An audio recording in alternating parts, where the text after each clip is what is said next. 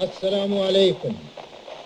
Pakistan Broad casting service, ہم لاہور سے بول رہے ہیں.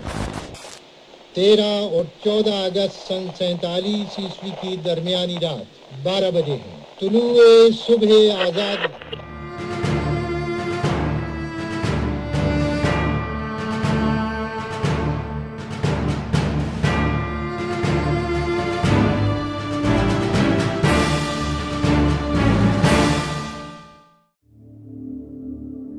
اس برِ صغیر نے 1857 سے لے کر 1947 تک وہ تاریخ رقم کی جس کی مثال دنیا میں نہیں ملتی. اسٹوری آف پاکستان میں آپ دیکھیں گے کہ کس طرح صرف 90 سالوں میں مسلمانوں نے دنیا کا نقشہ بدل دیا. اس لازوال داستان میں کن مسلم رہنماؤں نے اپنا کلیدی کردار ادا کیا، اور جانیں گے وہ چھوٹی چھوٹی کہانیاں جو آج سے پہلے کسی نے نہیں سنی.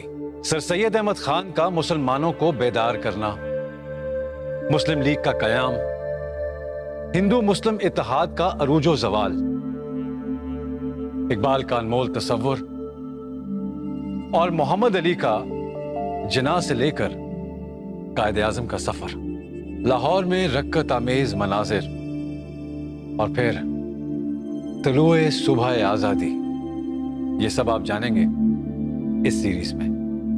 اس کے ساتھ ساتھ حصہ ہوگی ایک 7th اسپیشل ایپیسوڈ جو صرف کشمیر پہ ہوگی، اس لیے کہ جس طرح پاکستان کشمیر کے بغیر ادھورا ہے، اسی طرح اسٹوری آف پاکستان کشمیر کے ذکر کے بغیر ادھوری ہے. سوال یہ ہے کہ پاکستان کی کہانی کب اور کہاں شروع ہوئی اور کون سے اہم کردار اس کہانی کا حصہ رہے. میرا ماننا ہے کہ پاکستان کی کہانی کا آغاز 1857 میں ہوا. اس کہانی کے اس دور کے 2 اہم کردار بہادر شاہ ظفر اور سر سید احمد خان تھے. But before moving forward, I'm going to tell you something very tragic, which is part of this story.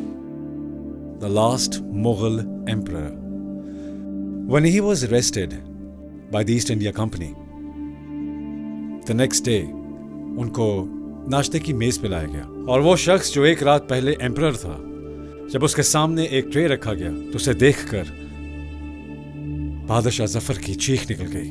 ایسی اور بھی بہت سی چیخیں ہندوستان کی ہر گلی سے سنائی دی. ایسا کیا تھا اس ٹرے میں، اور کیوں کچھ سالوں بعد بر صغیر کے مسلمان جب بھی کھانا بناتے تو ایک مٹھی آٹا الگ کر دیتے؟ کہاں جاتا تھا وہ آٹا؟ یہ سب کچھ آپ جانیں گے اس قسط کے آخر میں.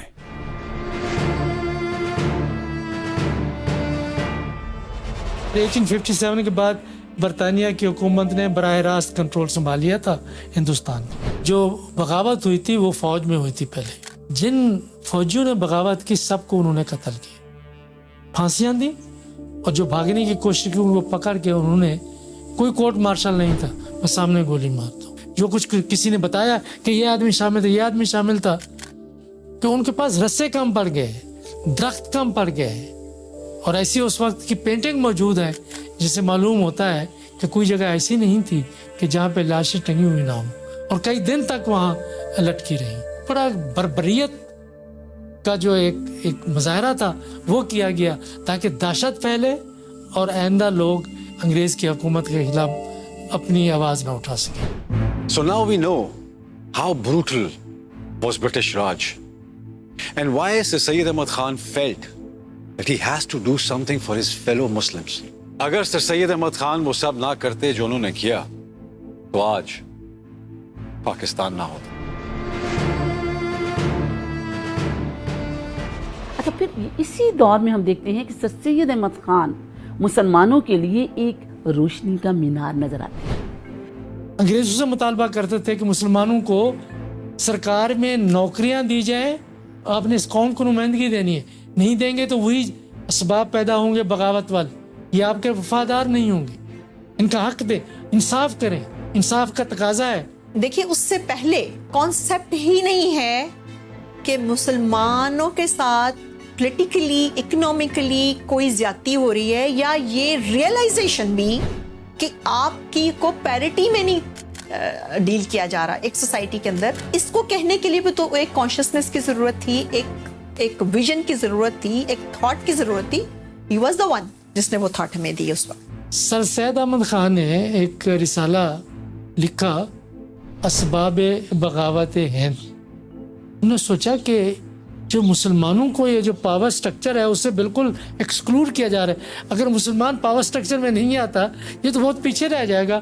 اور دیکھیں ہندو آگے بڑھ رہا ہے. انہوں نے کہا یہ تعلیم کے بغیر نہیں ہو سکتا. انہوں نے پوری ایک تحریک چلائی، مسلمان محمدن ایجوکیشنل کانفرنس کی بنیاد رکھی، ہندوستان کے کونے کونے میں تبلیغ کی کہ آپ تعلیمی ادارے بنائیں اور تعلیم حاصل کریں، تب آپ آگے بڑھ سکتے ہیں. میں ہمیشہ یہ سوچتا تھا کہ آل انڈیا کانگریس تو 1885 میں بن گئی تھی، لیکن پھر سر سید مسلمانوں کو سیاست میں آنے سے کیوں روکتے تھے. Now I understand why sir Syed didn't want Muslims to come in politics. Because he wanted them to learn the rule of the game.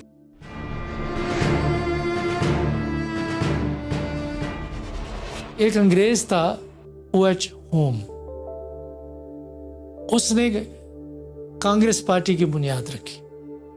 جب اس نے کانگریس پارٹی کی بنیاد رکھی تو سر سید احمد خان نے کہا مسلمانوں کو نہیں اس پارٹی میں نہیں شامل ہونا. کہ انڈین نیشنل کانگریس برصغیر پاک و ہند کی تمام کمیونٹیز کے مسائل کو حل نہیں کر رہی.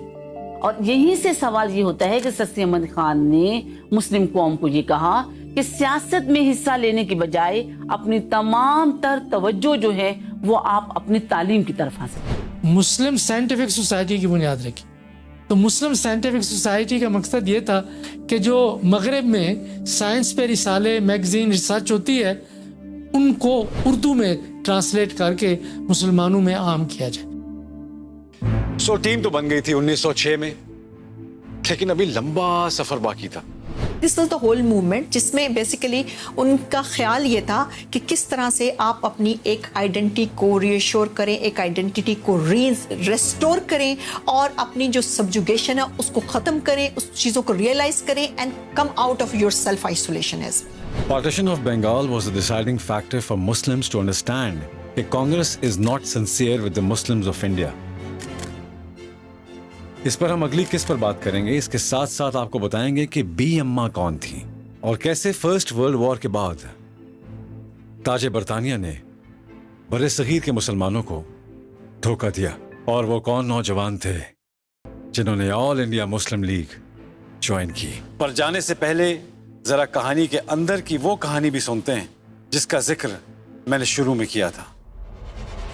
جس وقت بہادر شاہ ظفر کو گرفتار کیا گیا تو 3 شہزادے اس وقت موجود تھے. پھر یہ ہوا کہ ناشتے میں آپ جس طرح سے صبح کو انگریز کو ٹرے میں بسکٹ ہے، چائے ہے، ناشتہ رکھ کے دیتے ہیں، تو صبح کے وقت ٹرے میں اوپر کپڑا ڈالا ہوا تھا اور شہزادے اور شہزادیوں کے سر تھے صرف دل دکھانے کے لیے.